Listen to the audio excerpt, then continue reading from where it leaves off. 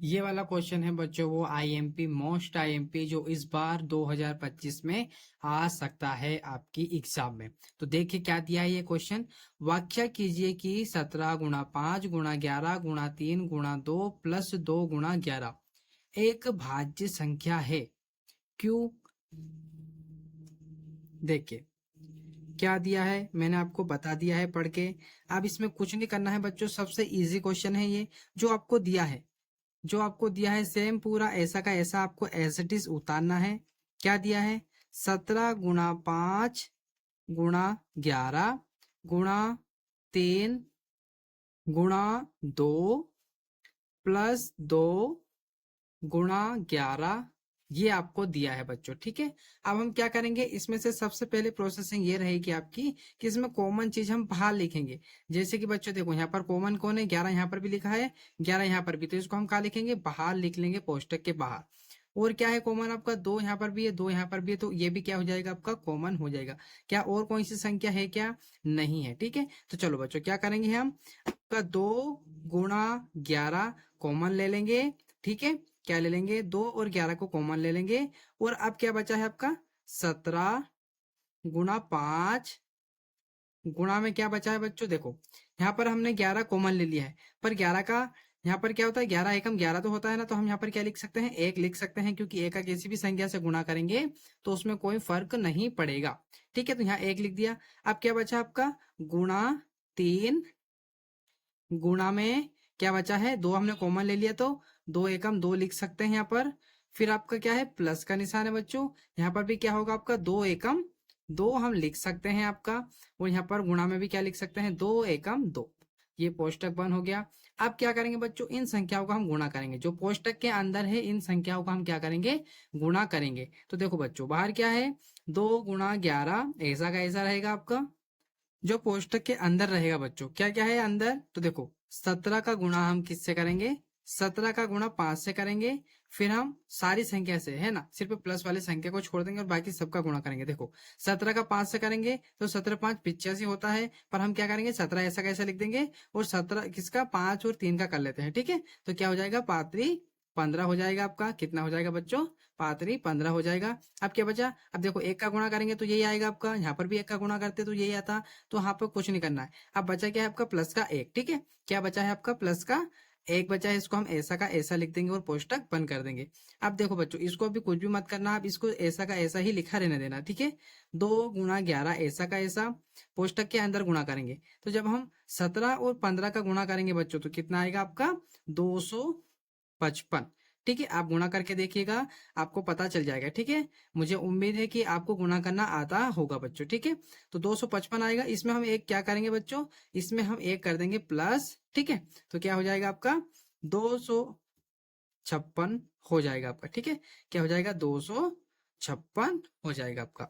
अब देखो बच्चों यहाँ पर ये चिपके हो, मतलब ये भी काय में है, ये भी क्या है आपके गुणा में है, तो हम इसको इस प्रकार लिख सकते हैं ना, 2 गुणा 11 गुणा 256 ऐसा लिख सकते हैं ना बच्चों, 256।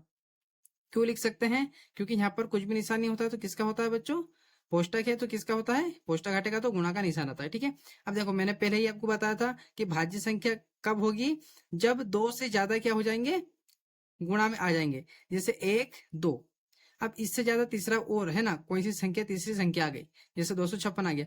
अगर ये 256 नहीं होता बच्चों, तो ये क्या होता, अभाज्य संख्या नहीं होता। पर यहाँ पर 256 आने के कारण क्या हो गया, ये अभाज्य संख्या, सॉरी क्या है ये, भाज्य संख्या हो गया। क्या हो गया, ये भाज्य संख्या हो गया।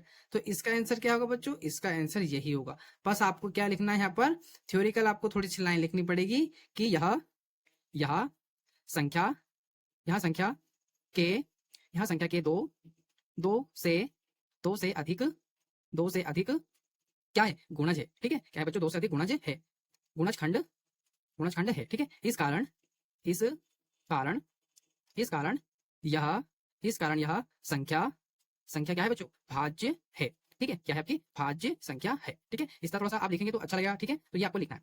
तो ये हमारा पहला क्वेश्चन हो गया। इसी प्रकार का एक क्वेश्चन और लिया है मैंने, जो आपकी बुक एनसीईआरटी बुक प्रश्न वाली 1.2 का कौन सा क्वेश्चन है बच्चों, छठा क्वेश्चन है। ठीक है, चलिए उसको भी बना के देखते हैं, सेम यही प्रोसेसिंग उसमें भी करने वाले हैं।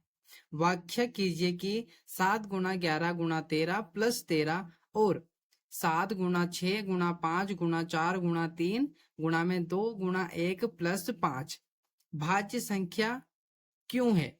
ठीक है, इस बार आपको दो संख्या दी है। देखो बच्चों, कितनी संख्या दी है? दो संख्या। तो इसको किस प्रकार से करेंगे? इसको बिल्कुल मिस मत कीजिएगा, इसको अच्छे से बनाइएगा। देखो क्या करने वाले हैं, पहला दिया है तो पहले को बना लेते हैं। तो यहाँ पर क्या डालेंगे हम?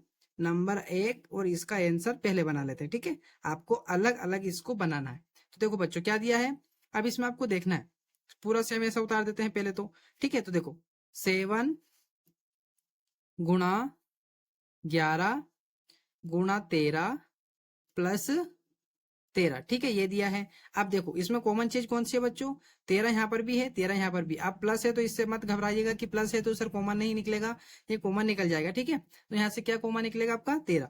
तो यहाँ पर क्या लिखेंगे? 13 लिखेंगे और जो बचा है उसको कहाँ लिख देंगे बच्चों? अंदर। तो क्या बचा है आपका? 7 गुणा 11 और यहाँ पर कुछ भी नहीं तो हम क्या लिख सकते हैं बच्चों? यहाँ पर क्या लिख सकते हैं हम? 1 लिख सकते हैं। कैसे? देखो गुणा 1 और प्लस में भी क्या लिख देंगे? 1 लिख देंगे। ठीक है, जैसे कि हमने पहले क्वेश्चन में लिखा था या किया था। ठीक है, अब देखो 13 ऐसा का ऐसा रहेगा बच्चों। अब गुणा करते हैं, 7 का 11 से गुणा कर देंगे तो कितना हो जाएगा? 77। ठीक है, और उसका 1 से करेंगे तो 1 ही आएगा, है ना, मतलब 77 ही आएगा बच्चों। अब यहाँ 1 क्या है? प्लस करना है, तो 1 क्या कर देंगे हम? प्लस कर देंगे। अब देखो वापस आपका 13 ऐसे ही रहेगा बच्चों। अब 77 में हम 1 जोड़ेंगे तो कितना हो जाएगा? यहाँ पर हो जाएगा आपका 78। और यहाँ पर कौन सा निशान आएगा बच्चों? यहाँ पर कौन सा निशान आएगा आपका? यहाँ पर होता है गुणा का निशान, तो यहाँ पर आ जाएगा आपका गुणा का निशान, है ना। गुणा करेंगे तो गुणा नहीं करना है आपको। क्यों नहीं करना है बच्चों? देखो हमको बताना है भाज्य संख्या है या नहीं। तो यहाँ पर अगर मैं एक संख्या मतलब 1 का गुणा कर दूंगा तो कोई फर्क पड़ेगा क्या? नहीं पड़ेगा।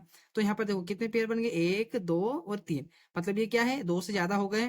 तो ये क्या है आपकी? ये भी क्या है? भाज्य संख्या है। ठीक है, ये भी क्या है आपकी? भाज्य संख्या है। तो इसमें भी आपको थोड़ी क्या लिखना है बच्चों? यहाँ पर थ्योरिकल लिखना है। कैसे? यहाँ पर आपको लिखना है 2 से अधिक, 2 से अधिक क्या है? गुणनखंड। ठीक है, क्या है? गुणनखंड, गुणनखंड रूप है ना। रूप होने, रूप होने के कारण, रूप होने के कारण, रूप होने के कारण यहाँ क्या है बच्चों? यहाँ एक भाज्य संख्या है। ठीक है, क्या है ये? भाज्य संख्या है। ठीक है, क्या है? भाज्य संख्या है। तो इसका आंसर ये हो जाएगा बच्चों। अब इसका पार्ट 2, मतलब पार्ट 2 का मतलब ये जो बचा है इसको भी करने वाले हैं। तो इसको देखिए बच्चों, इसमें क्या करेंगे? यहाँ पर लिखो नंबर 2, नंबर 2 इसका आंसर बनाते हैं। ठीक है, चलो तो जो दिया उसको यहाँ पर उतार लेते हैं। क्या दिया है बच्चों? 7 गुणा 6 गुणा 5 गुणा 4 गुणा 3 गुणा में 2 और गुणा में 1 और फिर क्या है बच्चों? प्लस करके आपका प्लस में क्या है आपका? 5 है। ठीक है, ये आपको दिया है। अब देखो कॉमन चीज देखते हैं बच्चों, कॉमन चीज कौन कौन सी यहाँ पर दिखाई दे रहा है क्या कॉमन आपको? तो देखो 5 5, मतलब सिर्फ क्या है? 5 कॉमन है। और कौन सी संख्या है क्या बच्चों? यहाँ पर नहीं है। तो हम यहाँ पर कॉमन क्या लिखेंगे? यहाँ पर हम कॉमन चीज लिख लेंगे आपका 5 और बाकी की सारी संख्या ऐसे की ऐसे लिखेंगे। ठीक है, देखो 7 गुणा 6 गुणा यहाँ पर क्या लिख सकते हैं? 1 लिख सकते हैं ना, गुणा 1 गुणा 4 गुणा 3 और गुणा में क्या आ जाएगा? 2 गुणा 1 और यहाँ पर प्लस करके क्या लिखेंगे बच्चों? हम 1 लिखेंगे। क्यों लिखेंगे? क्योंकि यहाँ पर कॉमन तो लिया है पर उसका गुणा तो होगा ना। ठीक है, चलो अब क्या करेंगे हम? अब देखो बच्चों, अब क्या करने वाले हैं हम? 5 आपका ऐसा का ऐसा रहेगा। अब इनका गुणा करेंगे, तो जब इनका हम सबका गुणा करेंगे, है ना, तो 7 5 35 7 42, 42 का 4 से गुणा कर देंगे, फिर 3 से, फिर 2 से। तो इन सबका हम जब गुणा करेंगे बच्चों, ठीक है, तो हम दो संख्या को कर लेते हैं पहले। तो 7 और 6 का करेंगे तो कितना आएगा आपका? 42 आ जाएगा। ठीक है, फिर यहाँ गुणा का निशान। अब देखो 4 का 1 से करेंगे तो 4 ही आएगा, फिर 4 का 3 से करेंगे तो 4 3 12 और 12 का 2 से करेंगे तो कितना हो जाएगा बच्चों? 24 हो जाएगा आपका। ठीक है, कितना हो जाएगा आपका? 24 हो जाएगा। ये मैंने 24 लिख दिया और यहाँ पर क्या है? प्लस में 1 है आपका। अब देखो जब इन दोनों संख्याओं का गुणा करेंगे तो क्या आएगा? मैं यहीं पे लिख के बता देता हूँ, ये आप यहाँ पर लिखिएगा, मैं लाइन खींच देता हूँ। ठीक है, 5 और जब हम 42 और 24 का गुणा करेंगे तो कितना आएगा आपका? कितना आएगा बच्चों? 1008 +1 लिख देंगे। ठीक है, कितना आएगा बच्चों, 24 और 42 का करेंगे तो 1008 और ये प्लस का 1 ऐसा कैसा। अब मैं वापस यही लिख देता हूँ इसको भी। अब देखो बच्चों क्या है, 5 कोष्टक में ये हम प्लस करेंगे, 1008 में 1 प्लस करेंगे तो कितना हो जाएगा, कितना हो जाएगा आपका 1009। ठीक है, क्या हो जाएगा 1009। और जब इसका हम गुणा करेंगे बच्चों, ठीक है, किसका, इसका गुणा करेंगे तो कितना आएगा, चलिए मैं पेज पलट लेता हूँ। क्या आया था अपना 1009 आ गया था। इसमें आपको किसका गुणा करना है बच्चों, 5 का, पर आपको गुणा नहीं करना है, सिर्फ बताना है। तो देखो 2 पेयर बने, मैं यहाँ पर 1 का गुणा कर दूंगा तो कोई फर्क पड़ेगा क्या, नहीं पड़ेगा, क्योंकि यही संख्या आ जाएगी। तो यहाँ पर कितने पेयर हो गए, यहाँ पर देखो 1 2 3, तो ये क्या होगी, भाज्य संख्या होगी कि नहीं होगी बच्चों, होगी, क्योंकि यहाँ पर 2 से ज्यादा क्या बन गए हैं, जोड़े या क्या हो गए हैं आपके गुणनखंड हो गए हैं। तो इसमें भी हम क्या लिख देंगे, यहाँ पर भी हम लिख देंगे कि यहाँ क्या है बच्चों, यहाँ यहाँ 2 से अधिक, 2 से अधिक